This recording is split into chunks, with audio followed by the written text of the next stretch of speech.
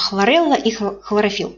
Может быть, в каком-то смысле немножко схожие названия, и очень часто путают эти два средства, и иногда возникает такое заблуждение, что это как бы одно и то же. На самом деле это два совершенно разных средства и по составу, и по действию.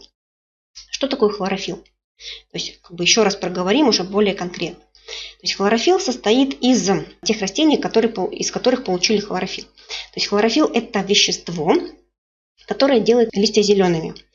И по своему строению хлорофилл очень близок к нашим эритроцитам. Единственное, что у нас в эритроцитах это железо, минерал содержится, а в хлорофилле содержится магний.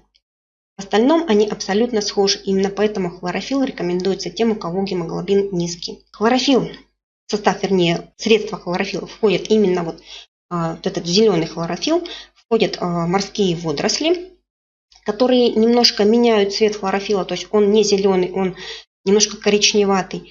Входят калий, кальций, железо. Хлорелла – это одноклеточная морская водоросль, в состав которой тоже входит хлорофилл, но там его значительно меньше. И благодаря вот этому хлорофиллу порошочек зеленый. Основная задача хлореллы – это, даже не задача, основную массу хлореллы составляет белок.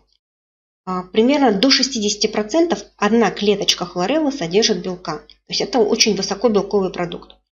Кроме того, сюда входит клетчатка, которая необходима нашему кишечнику. Сюда входят полезные омега-3 жирные кислоты и определенное количество витаминов и минералов. Чем отличие действия? То есть хлорофилл – это средство, которое помогает поддержать нашему организму кислотно-щелочной баланс. Знаете, что такое кислотность и щелочность? Так вот, когда в нашем организме кислотности становится больше, вирусы и бактерии начинают чувствовать себя прекрасно. Они в этой среде активно размножаются и, соответственно, вызывают различные заболевания. Хлорофилл помогает сдвинуть вот этот баланс в сторону щелочности. То есть тем самым подавляя действие бактерий, подавляя действие вирусов и помогая нашему иммунитету правильно, полноценно работать. За счет того, что в щелочной среде вирусы и бактерии не размножаются, соответственно, наш кишечник работает нормально, естественно, микрофлора полноценно размножается, соответственно, восстанавливается работа кишечника, уходят запоры, уходят вздутие, уходят дискомфортные ощущения все в кишечнике. И после вот этого всего, если вдруг беспокоил галитоз, то есть неприятный запах изо рта, этот симптом тоже уходит. Восстанавливая щелочность нашего организма, уходят очень многие процессы. Выводятся токсины, подавляется действие вирусов и бактерий, и, соответственно, организм как бы самовосстанавливается, самооздоровляется. А хлорелла, она помогает нам восполнить западение по белкам. То есть, грубо говоря, она помогает нам получить ту порцию белка суточную, которая необходима.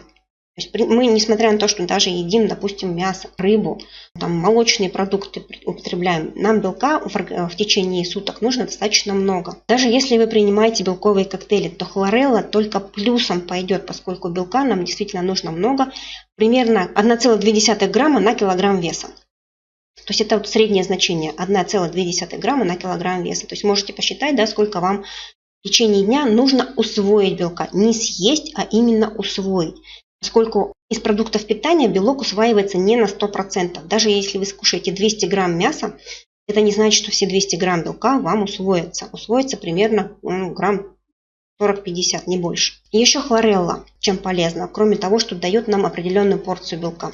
Это клетчатка. Клетчатки нам тоже в течение дня нужно, каждый день нужно до 25 грамм. То есть мы не в состоянии получить клетчатку с фруктами и овощами в таком количестве.